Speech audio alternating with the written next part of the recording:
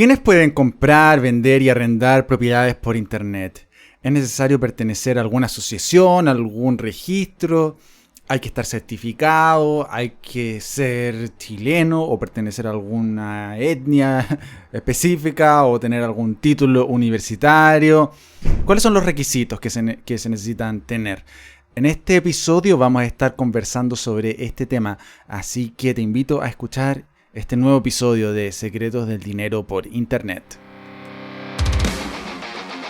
El mundo de los negocios digitales está generando miles de millonarios en todas partes del mundo. Pero también puedes ver que hay grandes barreras que impiden que todos puedan aprovechar estas oportunidades. Hay tanta información allá afuera que es imposible saber qué es lo que funciona y qué es lo que no. Además, hay grandes corporaciones que quieren eliminar la competencia de los pequeños emprendedores. Y todo esto mientras luchamos contra una parte de la sociedad que aborrece el capitalismo. Este podcast te mostrará cómo ayudo a emprendedores como tú para que superen todos estos obstáculos mientras construyen su propio imperio digital. Mi nombre es Luciano Lotus y te doy la bienvenida a Secretos del Dinero por Internet. Hola, ¿cómo están, queridos amigos? El día de hoy vamos a estar hablando sobre quiénes pueden vender, comprar y arrendar propiedades en Chile. Y para partir, quisiera contarles un poquito de historia. Como muchos de ustedes saben, el año de 1929 sucedió la Gran Depresión, ¿ya? Vamos a contarles la historia sobre cómo fue que esta Gran Depresión afectó a la gente que compraba y vendía y arrendaba inmuebles, a los corredores de propiedades. Así que les pido que se queden conmigo un momento. Entonces, cuando llegó esta Gran Depresión, el país más afectado de todo el planeta fue Chile, ¿ya? Y fue doblemente afectado porque, bueno, la Gran Depresión afectó a los países industrializados que compraban las materias primas que vendía Chile.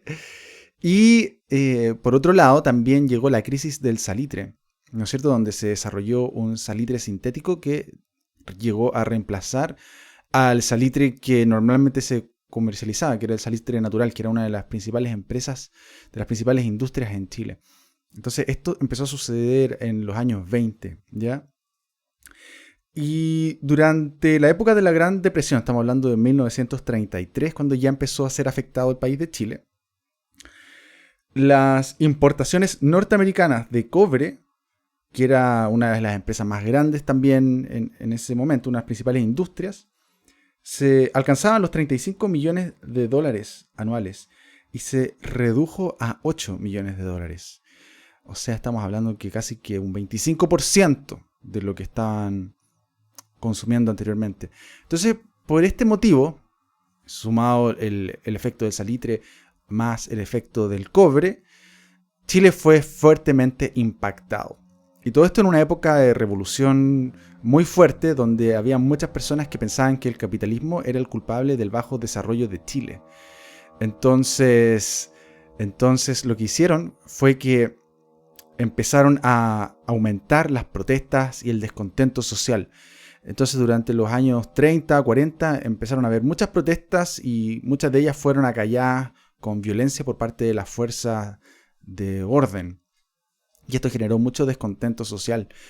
En esta época empezó a haber una transición entre el gobierno que anteriormente estaba dado por la aristocracia chilena, ¿no es cierto?, latifundistas, gente que tenía apellidos de renombre, etc. Eso empezó a transicionar a una época donde los partidos de centro y la clase media tenían más poder, ¿ya? Entonces, en esta época empezaron a tomar el control el Partido Radical y otros partidos que eran más pro-social, ¿ya? Y fue así como empezaron a presionar por reformas sociales y empezaron a tratar de regular la economía. Entonces, volviendo al tema del corretaje de propiedades, anteriormente cualquier persona podía ser corredor de propiedades, pero en el año 1944, una de las industrias que se reguló fue justamente la industria inmobiliaria. Entonces se firmó un decreto en este año donde se decía que solamente cierto tipo de personas podían ser corredores de propiedades. Personas que tuvieran una honra intachable, una buena reputación, que hubieran trabajado, por ejemplo, en una oficina de corretaje por 2 años. Y este decreto también establecía los porcentajes que podían cobrar los corredores cuando ejercían. Entonces también tenía ahí un control de precio de manera indirecta, porque dejaba el porcentaje fijo en un 2% al comprador y un 2% al vendedor para los locales residenciales y un 5% en el caso de los locales comerciales. Entonces, esta regulación obviamente limitó la cantidad de personas que podía ser corredores de propiedades. Y bueno, el mercado se redujo, obviamente hubo menos competencia para los corredores. Los pocos que habían que tenían que estar registrados en el Ministerio de Economía podían ejercer libremente, pero si tú no estabas en ese registro no podías ejercer y tenías que cumplir con ciertas condiciones para poder llegar a ese registro.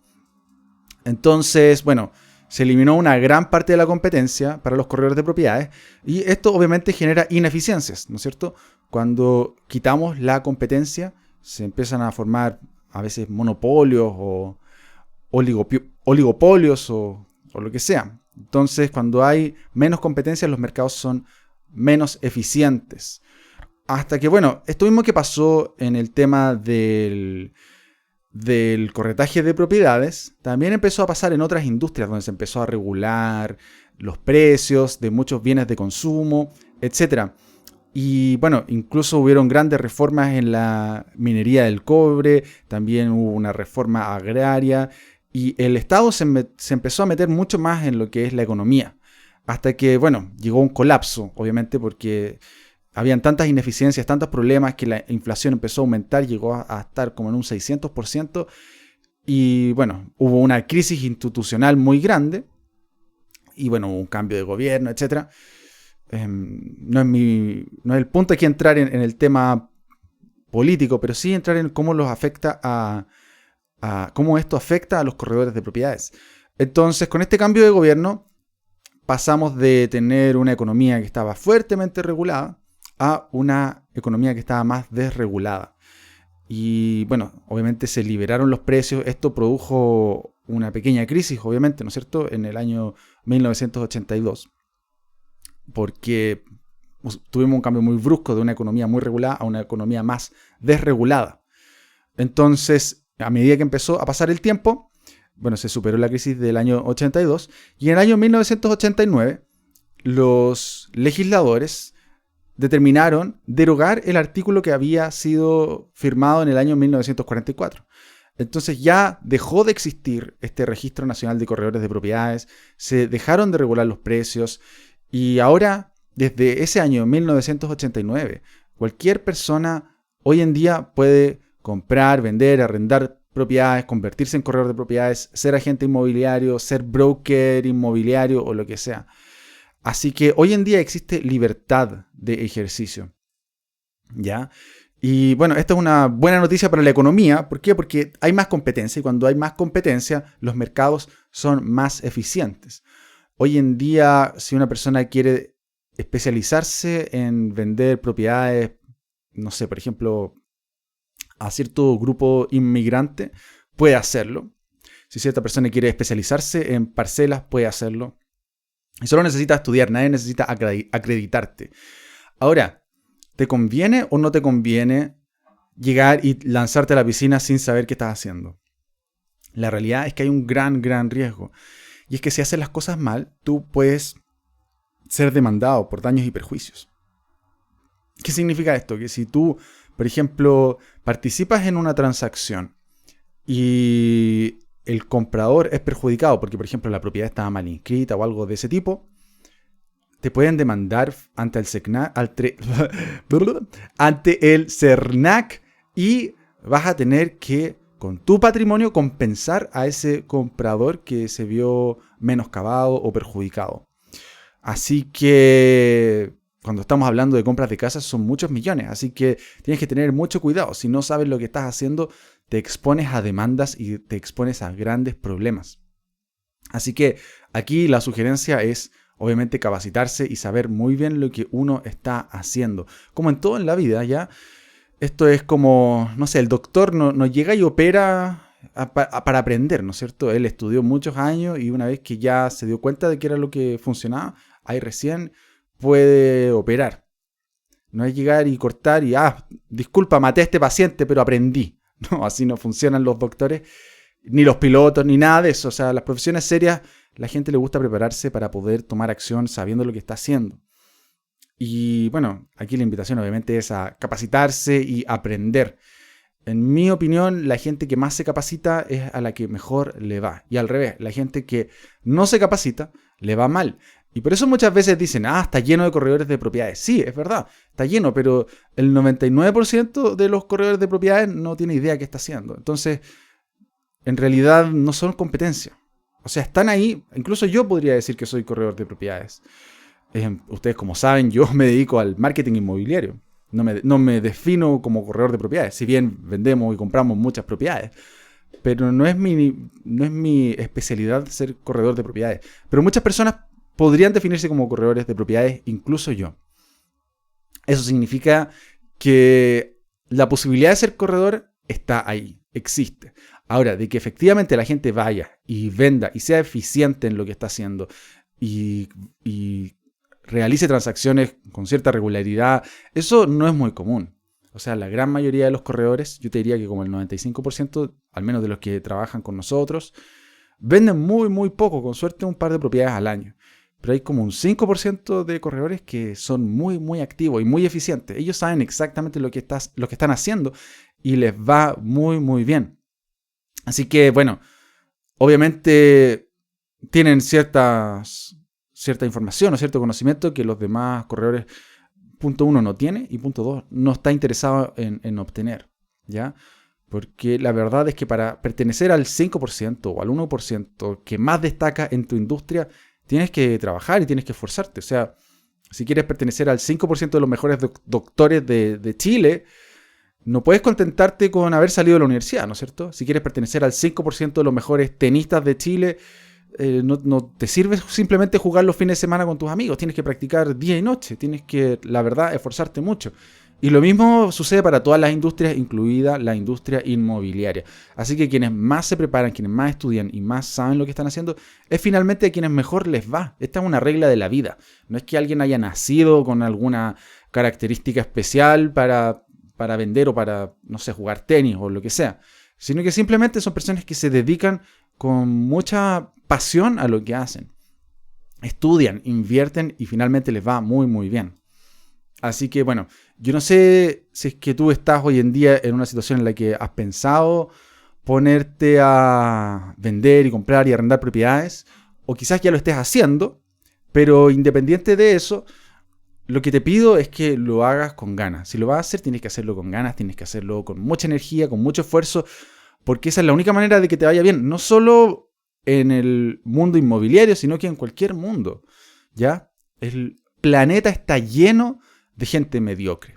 Y eso es una gran noticia para nosotros que nos esforzamos y damos siempre el 110% o el 120%. Cuando los demás están de vacaciones descansando un día domingo, nosotros estamos trabajando. Eso es dar más. Y nosotros que damos más, finalmente nos vemos recompensados. ¿Por qué? Porque cuando la otra persona estaba descansando, nosotros estábamos trabajando. Y por eso nos fue bien. La verdad, yo atribuyo gran parte de mi éxito a eso, a mi disciplina de trabajo. Yo no es que sea una persona muy inteligente, ni que tenga mucha suerte, ni muchos contactos. En absoluto, en absoluto. El éxito que he alcanzado hasta ahora se debe exclusivamente a la disciplina de trabajo que tengo, que heredé de mis padres, para ser sincero. O sea, no genéticamente, pero sí la aprendí porque los vi como ellos se esforzaban mucho por sacar a su familia adelante. Y yo aprendí eso, a esforzarme mucho por sacar a mi familia adelante también. Y yo quiero que mi familia sea próspera y que le vaya bien. Y por eso estoy, no sé, por ejemplo, grabando un podcast. Muchas personas dicen, no, ¿para qué hacer eso? Mejor hagamos un asado, descansemos. Bueno, puedes hacer eso, nadie te obliga a que trabajes, pero después no te quejes cuando tus resultados sean mediocres. Si tú quieres que realmente te vaya bien, tienes que hacer lo que las demás personas no están dispuestas a hacer, ¿ya? Y eso implica muchas veces, no sé, trabajar un fin de semana o quizás acostarte tarde porque te quedaste hasta tarde trabajando, etc. Esa, en mi opinión, es la clave del éxito. Estar dispuesto a hacer lo que los demás no están dispuestos a hacer. Así que esa es la manera de lograr resultados extraordinarios, haciendo lo extraordinario y no lo ordinario. Así que bueno, hoy en día cualquier persona puede ser corredora o corredor o broker o agente inmobiliario, ¿ya? Ahora lo que te va a diferenciar es justamente esto, lo que estamos conversando. ¿Cuánto trabajo, cuántas ganas le pones a lo que estás haciendo?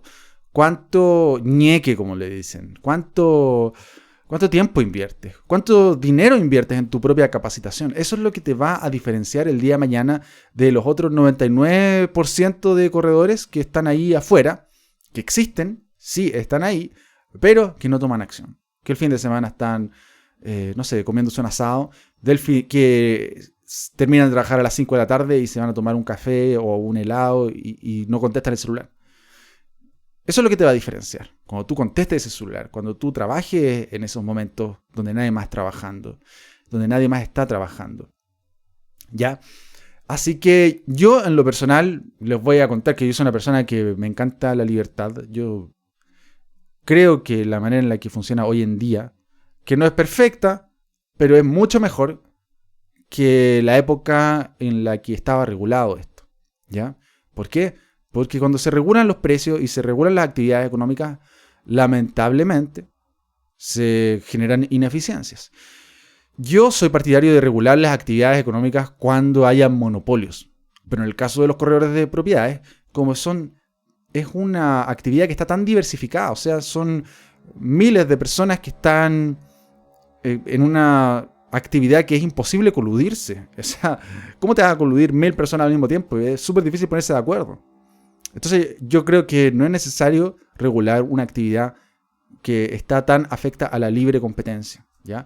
Ahora, esto obviamente tiene el lado B, que es que puede llegar gente que no tiene idea de lo que está haciendo y causar mucho daño. Pero justamente por esto te defiende o te protege el sistema legal. Si alguien te genera algún perjuicio, esa misma persona va a tener que responderte frente a un tribunal de justicia, tal como fue determinado en el caso del CERNAC que te contaba al principio de este episodio, ¿ya?